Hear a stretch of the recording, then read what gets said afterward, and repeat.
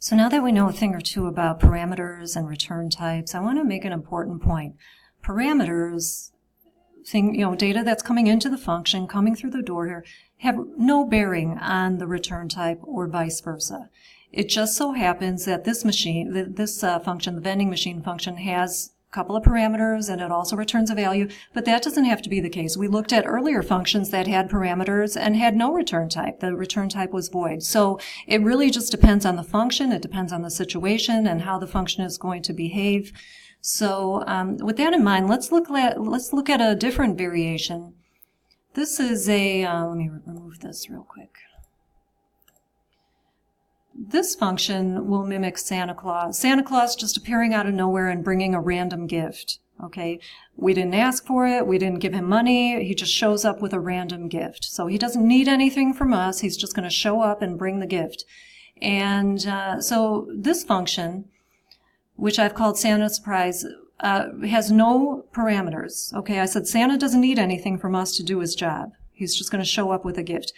The gift is the return type, the string in this case, a string representing like a MacBook Pro or something like that. So this is another variation. You can see we have a function that has no parameters because none are needed, but it does return a value. So again, it all depends on the situation and how you want the function to behave.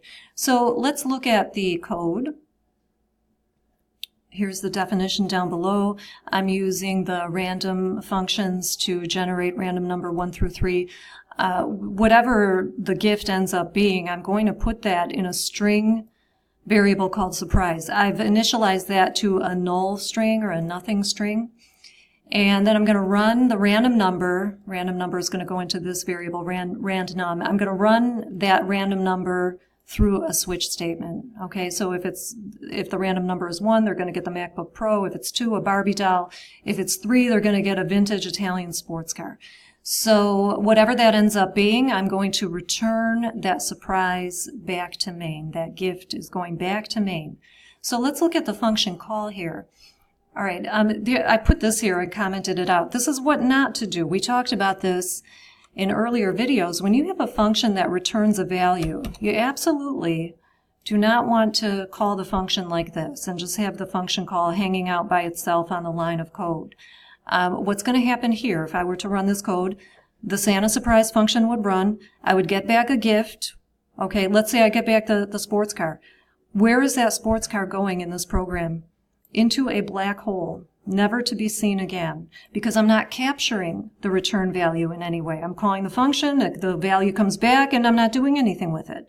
So this is what not to do right here. I'm going to comment that out. Instead, this is another way of doing it. I have dropped the function call into the output stream. Okay, so that return value, whatever it is, whatever gift it ends up being, is going to be sent to the console, which is great.